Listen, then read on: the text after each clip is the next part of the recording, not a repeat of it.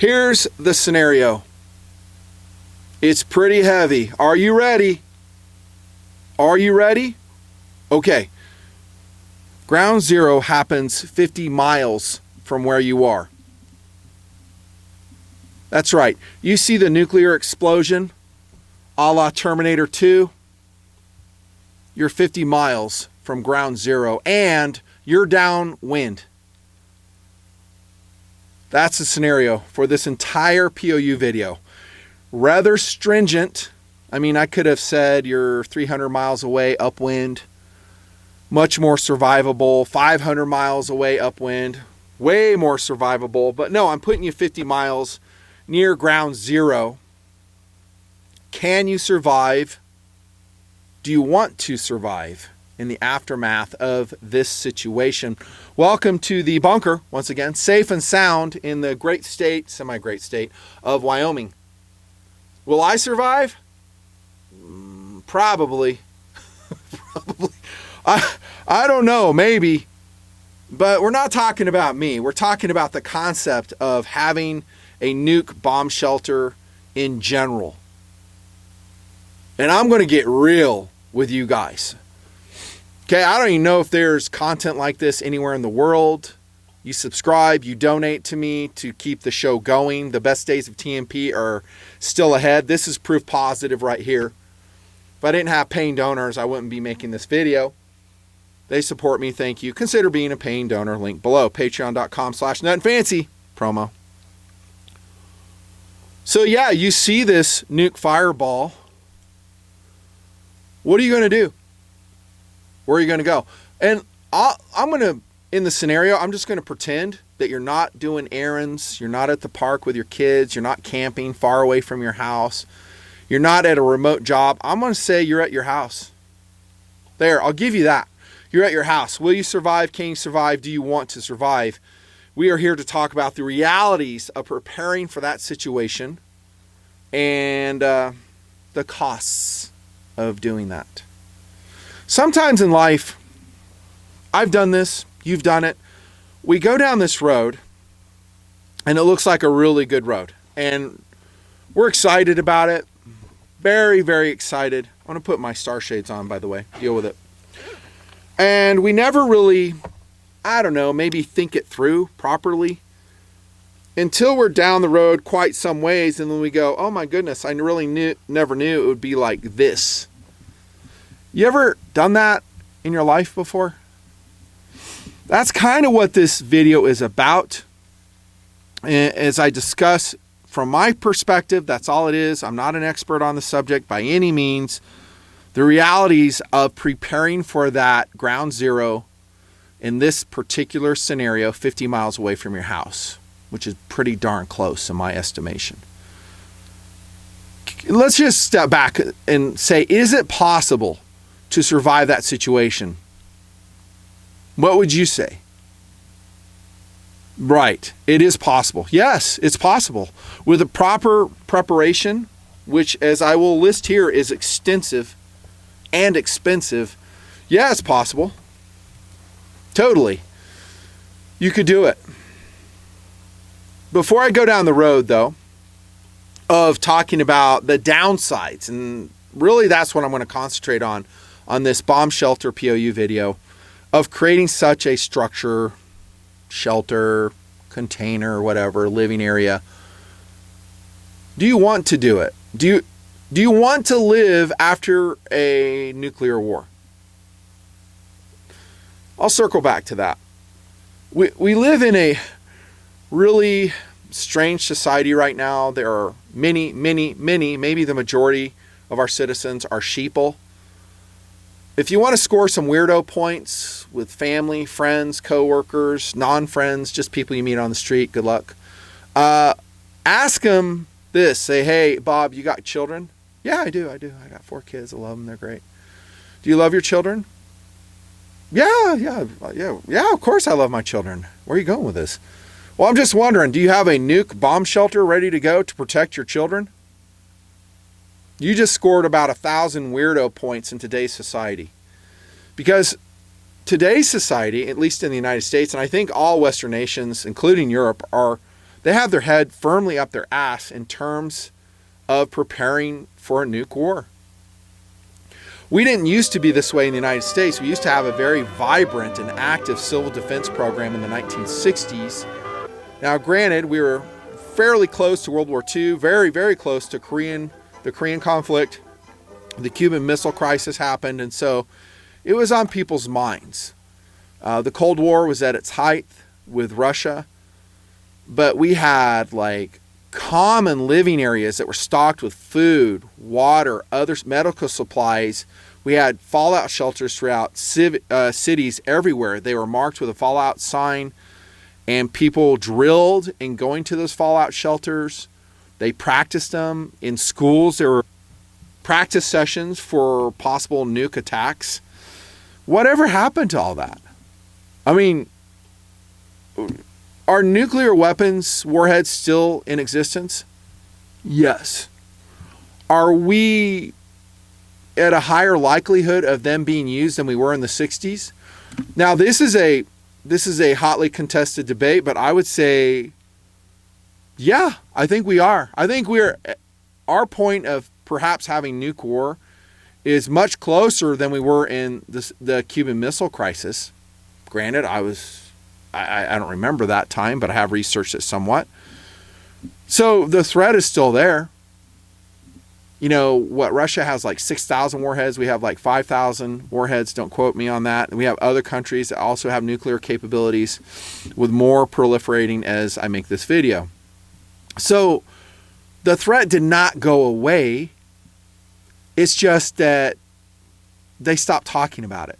Okay, and they just swept it under the carpet and said, there's nothing to see here. Disregard the man behind the curtain. And lo and behold, in the 1970s, those beautifully stocked and, practiced bomb shelters, at least in population centers, were neglected and defunded. And then eventually the civil defense job was folded under FEMA, and we know how awesome FEMA is.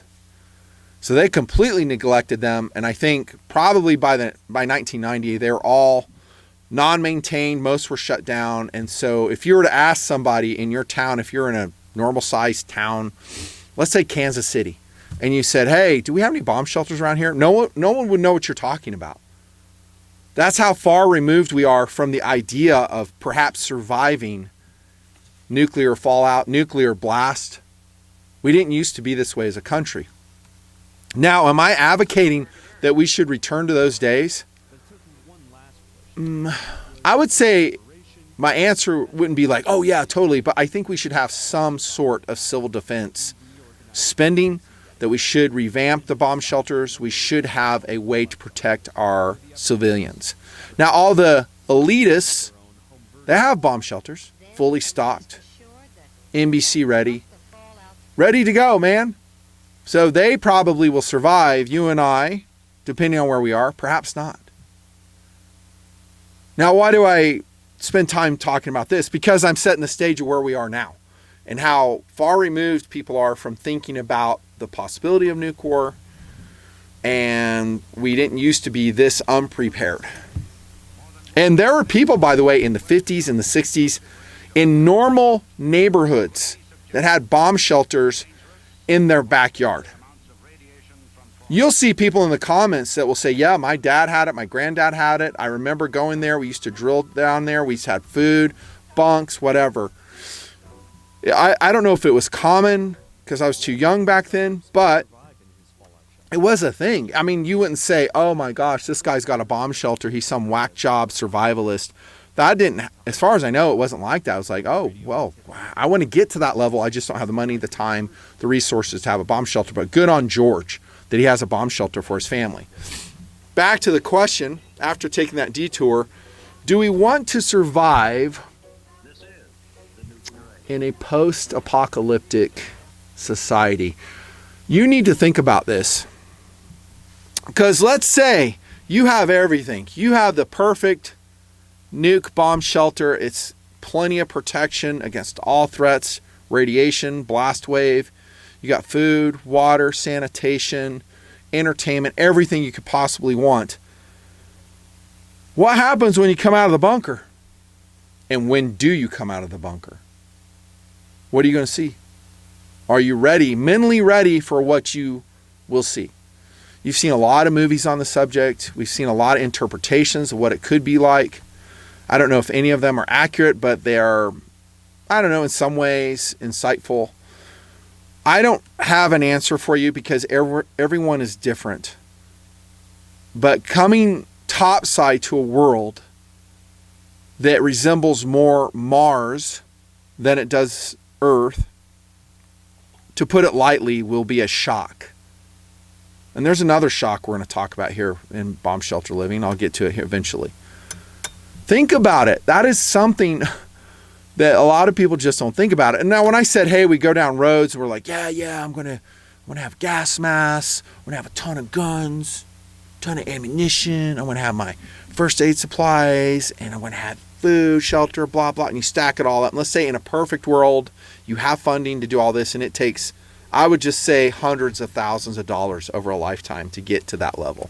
I'm gonna be honest with you.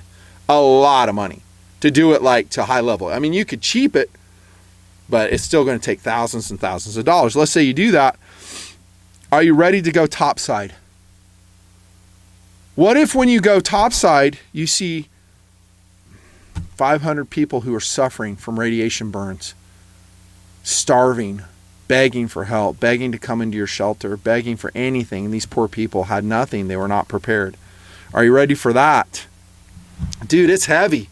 It's heavy having this conversation. Are you ready to rebuild society? Now, there's so many variables. There's no way I can address all the variables. How much of the country was attacked? How much was destroyed? How much infrastructure remains? Are there large swaths of infrastructure that were unaffected? Large population centers that were unaffected? Who knows? We could be here all day talking about that. But let's say, kind of worst case, that most of the country is just non-functioning. We don't have fuel being produced. We don't have food being produced. We don't have emergency services, police services, medical services, no Wi-Fi, no cell phone. There's nothing. You go back to Mars. You're on Mars. Are you ready for that? Is that a life that your wife would want? Is that a life your kids are ready for? I don't mean to be bleak in this, but I'm just trying to address the realities that sometimes people don't think of. And this, again, is in a perfect situation where your system was ready, prepared, and effective in at least saving your family's life. You did it. You successfully saved your family's life. No injuries, no deaths. And now what? Now what? You know, if you ask me, you go, well, Nutnfancy, what's your answer? Well, I'll be honest with you. I'm not so sure I want to live in that world. There's my answer. You know, because I know it's waiting on the other side. It's pretty awesome. And don't take that the wrong way. It's not like, oh man, I can't wait to get on there, have a death wish. That's not what I'm saying at all. I will fight to survive, and help my family survive through all situations. It's my job as the head of the family to do that and to help as many people as I can with the very limited resources I have. But damn, I've been in situations where rule of law has broken down, and just for a short period of time, we lost those services that I just mentioned, and people lost their minds. I can't imagine. I can't imagine how they would treat if they come. Let's say for some weird thing, they have a bomb shelter and they come topside, and they too survive, and they look at it, and now you go, now what? Now let me throw an array of hope here. Let's say you're in a rural area. You're in Montana, one of the Dakotas, and you come topside and you're relatively unaffected. Will society survive? Yeah. One way or another, people are going to keep going. They're going to keep building. You're going to have micro communities emerge, which I've talked about through the years, They'll build into regular-sized communities. Rule of law will establish. Trade, bartering will establish. But it's going to take, in my way of thinking, a very long time, if you will ever see it in your lifetime, to reestablish the quality of life that we once had, which is right now. Internet's working. Go down and get hot food for a relatively inexpensive price. Every kind of tool you'd ever want, you can go purchase. Guns, ammunition readily available. These are the good days, boys. They are the good days. But if you're asking me, and I'm talking worst case scenario. If you're asking me worst case scenario, I come topside, am I excited to live in that situation? My answer is no. I mean, it's shit. It's shit. So, again, this is a serious subject. I have to attack it honestly. Put some thinking into this. If you were thinking, hey, I want to do a bomb shelter, you need to answer that question first and foremost. And maybe your answer is different than mine. Maybe you go, hey, Nutnfancy, you're kind of a pussy. You need to just buck up and make it happen, which, like I said, I would and will if I survive. I'm not going to just give up, suck my thumb, and sit on the curb and be done. No. Fight. I'm just saying we're talking philosophically. And then when I go down the downsides of having a no-kidding nuclear-ready bomb shelter, maybe go back to that answer. And I'm going to be interested to read your guys' comments because I want to see your comments and have an insight to how you've thought about it. And there's a lot of TMPers, I guarantee you, that have thought about this subject, and probably some that have taken steps to build a shelter, have a shelter, probably to protect their family. Because, like I mentioned, your primary job as the head of the family is to protect your family, come hell or high water. Sorry for the heaviness, but here we go. On the downsides of having a bomb shelter. I guess I should say, first up, the upside is, and I'll cover these briefly. I don't want this to be a total downer video. I'm just trying to be realistic. The upsides are you survive. You can survive. It's a huge peace of mind. You don't worry so much that, you're going to be swept away in a nuclear fireball. And that's the upsides, I guess. Nutnfancy, there's more upsides than that. It's pretty cool.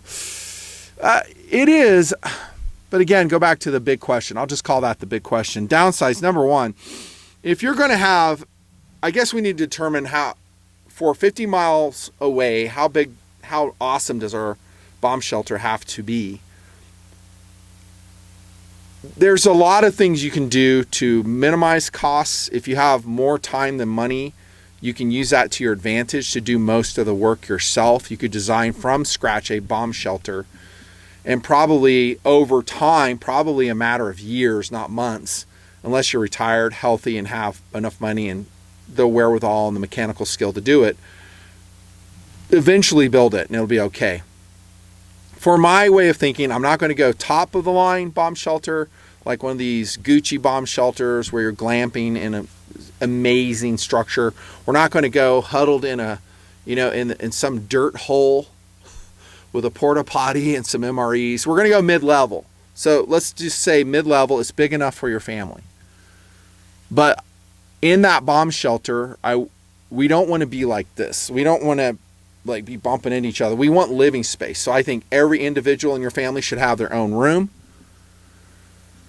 And guys go, well, now you're going into really expensive. Well, you want it to be livable because you're going to be in there for probably a while.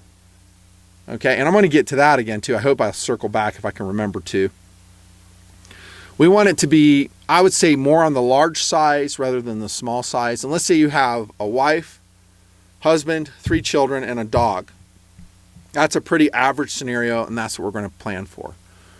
So we're going to do an average build, average quality. We want it to be comfortable, but we don't need solid surface countertops. We don't need wood floors.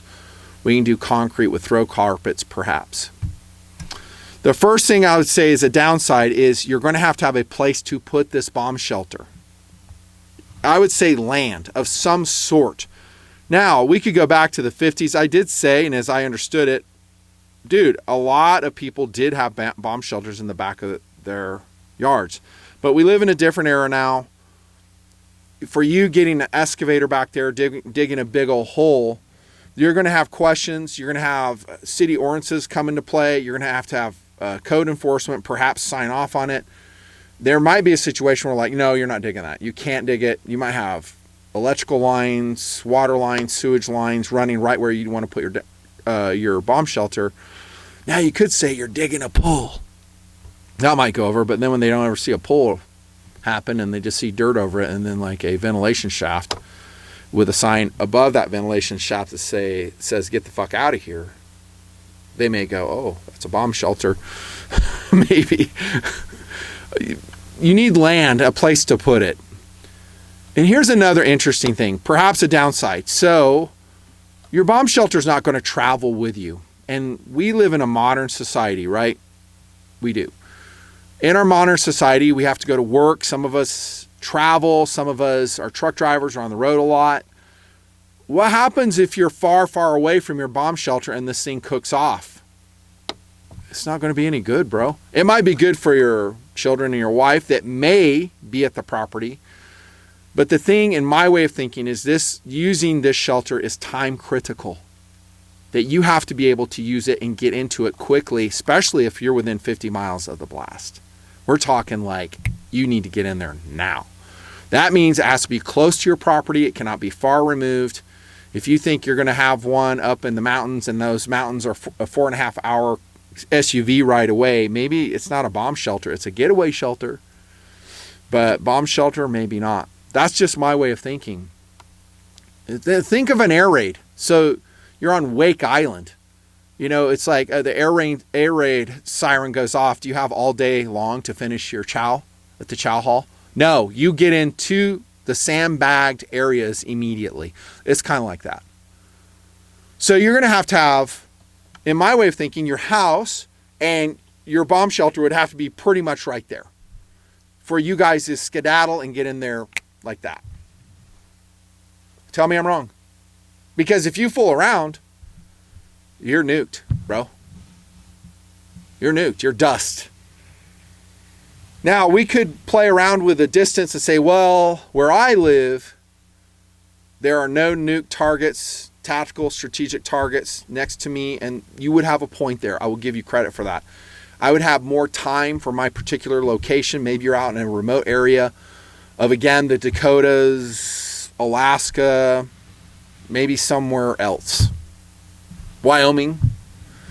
But generally, I'm going to stick with that 50-mile radius because it's a hard scenario to address. Moreover, you'll need that land to create protection for radiation. And I don't want to get too deep in the weeds with this. I do want to go over it, though, super quick. Material thickness needed to reduce gamma radiation, 90%. Lead, 1 inch. Steel, 2.5 inches. Concrete, 12 inches. Brick, 14 inches. Packed earth, dense soil, 18 inches. Sand and water, 24 inches. Wood, 35 inches. Recommended thicknesses for effective shielding, reducing radiation, approximately 100%. To get serious protection, a factor of 1,000 or more, you would need roughly 3 to 4 feet of concrete. Damn. Packed earth, 5 to 6 feet. Sand, 6 feet. Water, 6 feet. Wood, 9 feet. Yes, a lot of people, when they do their shelters, generally 3 feet of dirt is like the minimum. If you can improve upon that, you're doing better. Okay, so that means your bomb shelter is going to not just need land, it's going to be using land. Because I don't see people spending all the money for a concrete shelter unless they're doing a former military facility. But most people just use dirt and they'll just pack it. So shooting for 6 feet of dirt. But you have to have a place to put it. It's got to be relatively convenient. Land is expensive. It's hard to obtain. And let's just say your code where you live, they go, yeah, we're totally cool with you putting a bomb shelter in. Do you have a big enough lot to do that? You would need probably at least 1/3 of an acre, preferably an acre lot for that. Do you have that? A lot of houses don't have that. What if you live in an apartment, a condominium? What if you don't live, or you have your own house? You live with relatives, friends. Hard questions, I know. Number 2 disadvantage is when you decide to build that medium grade bomb shelter or buy one prefabricated, which they do make. Let's see, Atlas bomb shelters, Vivos, which is in South Dakota. They use repurposed munition shelters from World War II. That's a pretty interesting scenario. They're in Dakotas, but those things are like $55,000. You have to have an annual fee, and they come bare bones. Bare bones. I mean, and just to outfit one of those, I would say I'll just ballpark at $100,000 just to. You basically need to build a house in there, 2,200 square feet of area. And by the way, you need to live in South Dakota. Getting back to the first principle, you need to be close to it. Let's see, who else? Genesis makes them. Ultimate Bunkers, Utah Shelter Systems, and there's probably some more. Now, by the way, if this video goes nuclear, get it? If I'm impressed with the view numbers and support from the entire TMP audience, I'm going to go and I'm going to talk about each of these systems. We'll just do an SSE.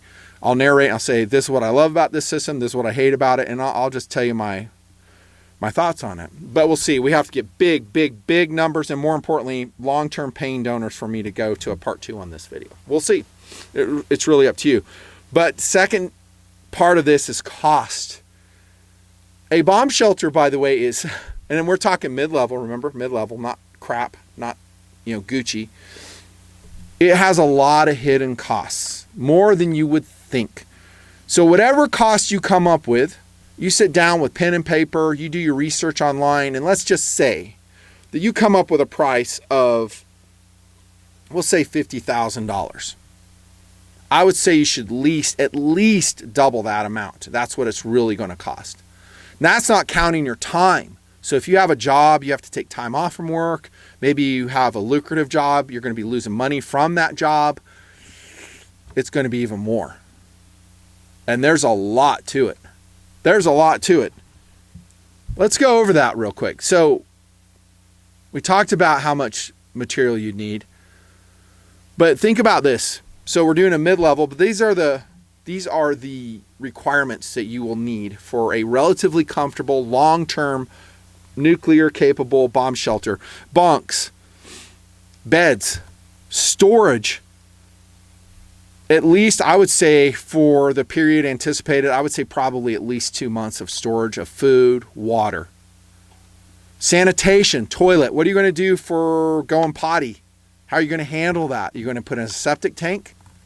Probably a good idea, but that's a bigger expense. Another hole you have to dig, code you have to deal with, radiation meter, Geiger counter, communication and power. Are you going to have a battery operated system, a hand crank system? Can you depend on a solar system? How much fuel can you store in that shelter? Do you have a battery charging system? Is it durable enough to last all the many years of disuse? I'm going to talk about another thing here in a second. Batteries that will hold that electricity. Filtration systems. You're going to have a way to filter the air, to filter out the contaminated particles. Protection systems. You're going to have a door that could resist attack. And along with that, you need alternate escape systems, because if people decide they want to take you out, take your shelter, and they blockade that first door, which, by the way, is a big downside of that Vivos system. They have one door entry since it was a munition bunker. Someone could just park their truck in front of that steel door and you're trapped in that huge concrete tomb forever. Now he shows how he cuts a rear exit door, but getting back to the money concept, that ain't going to be cheap. But you'll need an alternate entry, exit point. Camouflage, you want to camouflage it so people don't know about it. I would recommend that.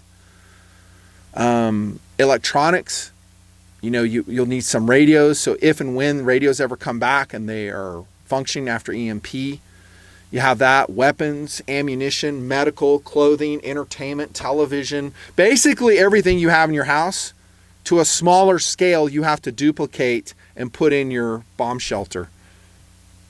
That's expensive. Now, you could treat it like you're going camping. You throw a couple sleeping bags, sleeping pads in there. A couple cases of freeze-dried food, maybe some MREs. I don't recommend those. They don't last that long. Freeze-dried. Let's go with freeze-dried. You could go that way, but now you're down here. You're at basic assistance. And you use, just basic lighting, but you still have the issue of ventilation. You have to breathe. You have to interchange the air. Sanitation. People have to go to the bathroom. Water is a big issue. How to store the water. Where's it going to be put?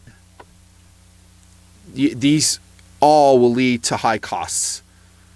I said, if you say 50,000, I would say double it. Maybe you'll even triple it when you put all the stuff in it. And it's kind of like the bug out kit concept by me, the way I do bug out kits, my philosophy. It's a write-off concept. So once everything's put in your bomb shelter, there it will stay. You never take it out. It's always there, including guns. Guns are put back there. Now, I don't own real guns. I just own airsoft, apparently. But, damn. This one's real. That's a 22. Maybe I'll just stock it with my airsoft guns. Scare them away. No, you put a gun in there. It's written off. The amount of rounds you need, body armor, LBE, everything you might need. Oh, by the way, add into that a way to stay in shape, because you're living underground like a mole. You need a treadmill. You need weights to train. You have to stay in shape. It's expensive. Think about it as taking like a long star journey to a far off planet. That's what you're doing in your bomb shelter. Cost is substantial, and it is probably the biggest impediment to people going down the bomb shelter road if they're going to do it right. And there's probably some guys in the comments that will be illuminating. They'll say, hey, there's a different way to do it. This is what I did. Things I missed. Again, I'm not the end-all expert. But I'll tell you what, for me, I don't want to go into a freaking a dirt hole in the ground like Saddam Hussein and live like a damn spider. That's not me. I want to be comfortable. You see how I camp. I take 2 air mattresses. Number 3 downside to bomb shelters. So let's say you dealt with it. You were amazing. You built a medium grade, large enough for your family, comfortable enough for your family, long-term livable for your family. I'm not going to get into like half-life and when it's safe to come out of the shelter. Look it up. Talk to ChatGPT. He'll tell you. But let's say you're good. You figured it out. You did your bomb shelter. Now, here's the thing. And if you look at the bomb shelters that were created by civil defense in the 50s, 60s by the United States, those have to be maintained. The food has to be replaced. Batteries have to be replaced. Generators have to be turned on and serviced. It's maintenance. And are you ready for that maintenance? Are you ready to replace things that maybe need replacing as the years go on? Maybe you die. And I'm talking from natural causes. Maybe you're old, you get older, we all die. You pass on, your children get it. Are they going to maintain the bomb shelter? Is it just going to fall into disuse? And they'll say, oh, kooky granddad, he built that really nice bomb shelter. I went in there one day and it reminded me of that scene in Terminator 2 when they're like opening up the weapons room in the desert. It's like dust everywhere. There's like MG42 on the wall. It's damn cool, but I don't even know how to use any of that stuff. Speaking of which, you need to train your family on how to use it and the importance of maintaining it, how to maintain it. Are you ready? Food has to be replaced. How long is it going to last? Are rats going to get into it? Are you going to have leakages, water leakages in the facility? You go in there and like, oh crap, water leaked into my fuel container supply. My water tank, if you have a filled water tank, that water has to be purged and replaced. I think it's a lot more than any of us realize until we have like a no kidding, ready to go, turnkey, mid-level bomb shelter. Maintenance is a lot. If you go to a place like Vivos in South Dakota, that they just give you a huge concrete parapet, it's just empty. I can't even imagine what the maintenance would be on that. It would be super high. Because it's basically another house. And especially if you decide for whatever reason, I can't live there in South Dakota where they are. But I'm not too far away. I'm in North Dakota. I'm in Minnesota. I'm in Denver. It's still too damn far away. But let's say you still do it. You're going to have to make multiple trips to maintain it. It's like another house. Every system a house has that should have electrical, HVAC, plumbing, more electrical, all the systems that you normally have in your house, you should replicate. Again, if you want to be comfortable, if you want to live bare bones, live bare bones. Next downside, 4. You need to be careful who knows about it. In this day and age, you're going to stand out if people find out that you have a nuclear bomb shelter and it's in your neighborhood. The word will spread. Because you know what I'm going to say next. Because if there are survivors, there's going to be people knocking at your door to get in, to be fed, to be taken care of, to treat medical conditions, begging, crying, pleading, please let me in. Are you ready for that? It's heavy, bro. It's heavy. I know you don't have enough food for that. You don't. There's that movie that showed that. What was it? I forget the name of it. It was John Goodman in it. They kind of showed that, and it was just a pitiful scene.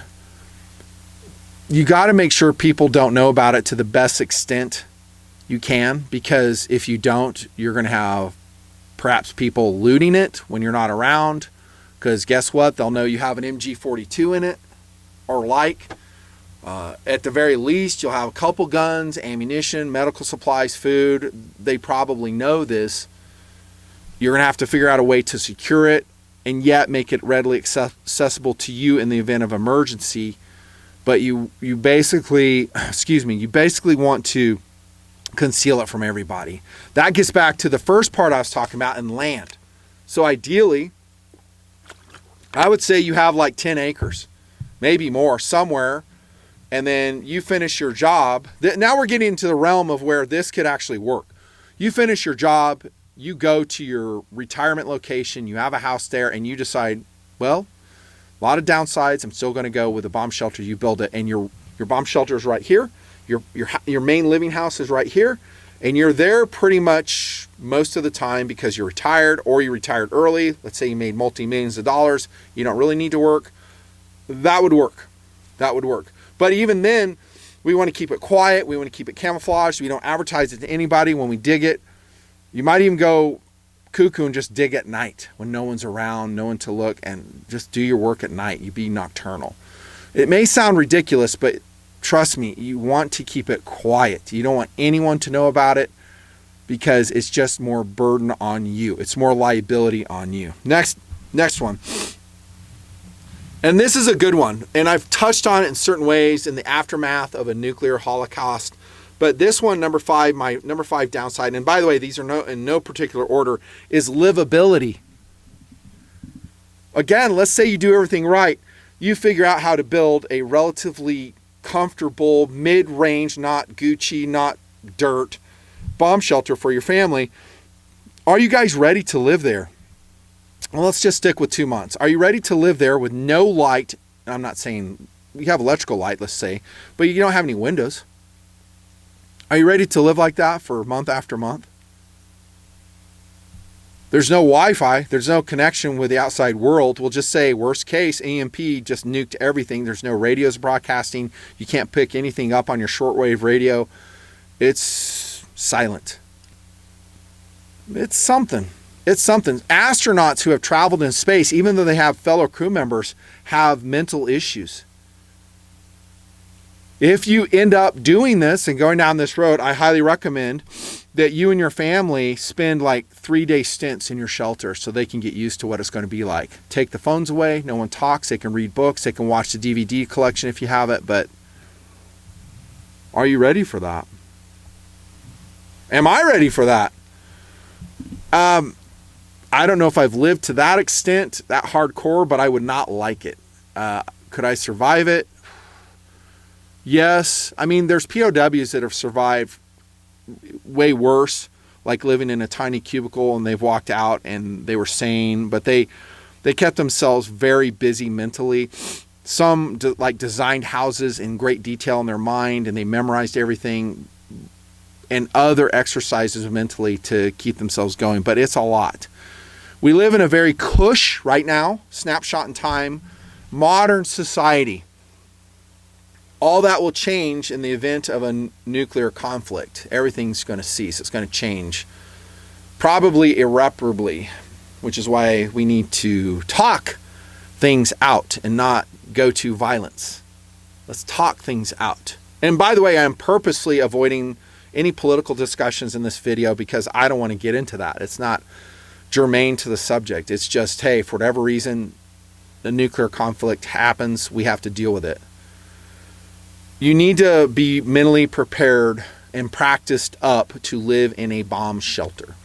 I don't think a lot of modern people have the mental fortitude to do it. I think mentally, not physically, they would give up far quicker because they're just not used to it. They're especially girls who are jacked into social media and constantly in social media. Even when you take a phone away from a teenager, they lose their minds. This is way worse. No friends, no contact with the outside world. Everything you know is probably turned to ash. That's a heavy, heavy thing to think about. No windows, no neighbors, no friends calling. Maybe your pet maybe made it, maybe they didn't. And by the way, if your pet does make it, that's a whole different level of logistics you need. They poop a lot. What are you going to do with that poop? They eat a lot. Where are you going to get that food? They need exercise. How are you going to exercise them in a tiny little bomb shelter? Yeah, it's kind of like that. So do some mental thinking and, hey, am I ready to live in a bomb shelter? Assuming all my systems work. My filtration system's working, my water system's working, good electrics. Still, it's a lot. It's like living in this bunker. I mean, if I had to live in this bunker, could I do it? Yeah, I would hate it though. Like just in this bunker. I got to keep going. Oh, I'll recover this one. 6, do you want the world that's left over? I broke that out into a preemptive question. It's still hanging there. Think about it. Number 7, I mentioned this, but let's hit on it again. A downside of having a nuclear capable bomb shelter is the chances of you not being there when things cook off are probably pretty high. It's not portable, as I mentioned. It's in one location, and unless that location is right where you are, it probably will not serve its purpose, and you'll probably turn to ash. Or you have radiation sickness, and you'll die shortly thereafter anyhow. I know, it's awful. Number 8, ventilation. Downside to having a bomb shelter. You're going to have to figure out a way to ventilate it, and that usually means there's going to be some type of pipe somewhere, somehow coming out through your bomb shelter to, 1, suck air in, filter it, make it safe for breathing, get out all the nuclear particles, whatever else is out there, and then you have to expel it somehow. And probably you're going to have to camouflage both of those, because if people see it, they learn about your bomb shelter, perhaps they take a disliking to you for some reason because you're prepared and they aren't, and they want to attack you with Molotov cocktails. Those could be points of attack. Your ventilation entry and exit. You could get very creative on how to do them. Again, it's cost and time to do so. A ventilation system made by And Air USA. I think they're a Switzerland-based filtration system. Did I write a price down for them? I didn't, but it's expensive. It's expensive. I don't know. I'll ballpark it. Like, and no kidding, NBC nuclear biological chemical filtration system, purpose-built. Not a homemade one that you may have the skill to do. Maybe, and that's a big maybe. That you have that, and it has everything. The pump, the filters, replacement filters. I don't know, $50K? $50K to integrate into your bomb shelter? Yeah, just tuck that into your cost. How about number 9, water? That is a big deal. So again, this is like a spaceship traveling over, I don't know, to Jupiter or whatever. We're going to Europa. How much water can you store? You're going to have to do some math, figure it out. You can go watch my video, Many Shall Die of Thirst. That'll give you some ideas. There's lots of information online. But you're going to have water by the hundreds of gallons stored up, and getting back to maintenance, interchanged. Constantly interchanged. Well, not constantly, but every so often you have to have an effective way under rule of law to empty your tanks, use it, don't just waste it, put it to good use, maybe in your garden, watering something, watering livestock, put new water in, interchanging it. But that's pumps. More filters will be required. Maybe you have a water source you're able to get, maybe you have to filter it. Generally speaking, most bomb shelters will have a water supply ready to go that is guaranteed safe because it's protected from radiation, from fallout, from everything that would happen. But that's a lot of weight. It's a lot of space to take up in your bomb shelter. Think it through. And you need to do some accurate calculations. And getting back to the fact your neighbors knock, knock, knock, let me in. And then you calculated to have basically the 5 of you, and now you have 20 people in your bomb shelter. How's that going to work? Is it going to work, or is it just not going to work at all? How about number 10? This is a big one. Sewage. You got to deal with it. I don't think a chemical toilet is enough. They fill up. I've used chemical toilets a lot in the van. I know how they work. You got to put it somewhere. Do you have a place to dry it out, incinerate it? You're not going to be carrying it outside. How are you going to store it? Where's it going to go? It better be separate from your water supply. Again, I think the best way to do it is just have, like a septic tank for the bomb shelter, and you have to calculate, dig it, do the plumbing. How's it going to go? Are you going to use real toilets, flushing toilets? Do those toilets use water? Will they use the valuable water you have in storage? Are you going to use a dry toilet? Lots of decisions have to be made, but you're going to have to handle sanitation properly. That way people stay healthy. You don't have dysentery or any of the weird sicknesses that happen when people don't manage sanitation properly. It's a big downside to a bomb shelter. Last but not least, electrical needs in a bomb shelter. Are you going to be running a diesel generator? No. Well, why not? Well, it's topside. Maybe you're able to vent it, and like a U-boat in World War II, you're taking in air, filtering it, you're expelling the exhaust from the diesel generator. So yeah, I have it. And diesel is non-volatile. I can store it for a long period of time. It still goes through a ton of fuel. To create that electrical supply that, well, look in the bunker right now. I have like studio lights going on right here. I got my computer up right here, electrical microphone. Everything takes electricity. How are you going to generate that electrical capacity in your bomb shelter? How's it going to be durable? I wouldn't say you could count on solar power. Maybe you have it, maybe you don't. If you put solar panels outside wherever you are, does it draw more attention? Because here you have a span of dirt and they see solar panels and a couple pipes sticking out of the ground, and someone smart will go, oh, bomb shelter. Electrical is a big deal as well. All of these are big deals. Expensive. They take engineering, a thought process. Is it doable? Yes, everything is doable. You got to think it through, have a good system, a good plan of attack. And that's it. Have you answered the question yet? Where are we at time-wise? It's pretty close to feature length. Have you answered your question? Do you want to live in a post-nuclear fallout world where most of what you know or we have known is destroyed? There are some people that say, absolutely, I do. I want to start afresh. And maybe they even say, well, there's some upsides to that. Our corrupt society is destroyed. We can start afresh, have a normal society again with good morals. I get that. That's a lot of destruction to deal with in your lifetime, though. I'm interested to read the comments on this one. I am. We're going to see, dude. For me, I'm in the bunker. That's just the way I feel.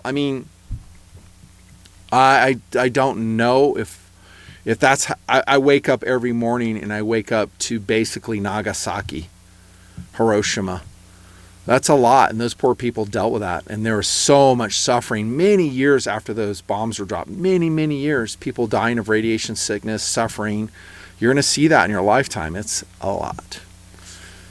That being said, if you're a father, you're the head of your house, it's still your responsibility to take care of your family. Maybe this video generates a conversation with your wife, and I would probably have the kids there when you do it. Don't hide. I hate how people just treat kids like idiots and they go, well, we can't talk about this in front of the kids. Why not? They're part of the family. They should be part of the discussion. If they're, 5 years old or older, they'll be able to participate and express opinions on what they think. Tell them what's going on in the world. Don't shield them. You're not doing them any favors. And have a family discussion. Come out with a game plan. And maybe you decide to do something very basic. Maybe that basic bomb shelter is not to the level I just discussed, which is a self-contained system. Maybe it's in a cellar, and in that cellar you have sandbags, and that provides radiation shielding. You have food, you have some extra bunks, but maybe your game plan is to stay in the house. You have a mini bomb shelter there in the cellar, shielded with supplies and stuff that you can put in there. I would say that's smart. That's smart. That's going like maybe more towards this, like a very cost-effective shelter.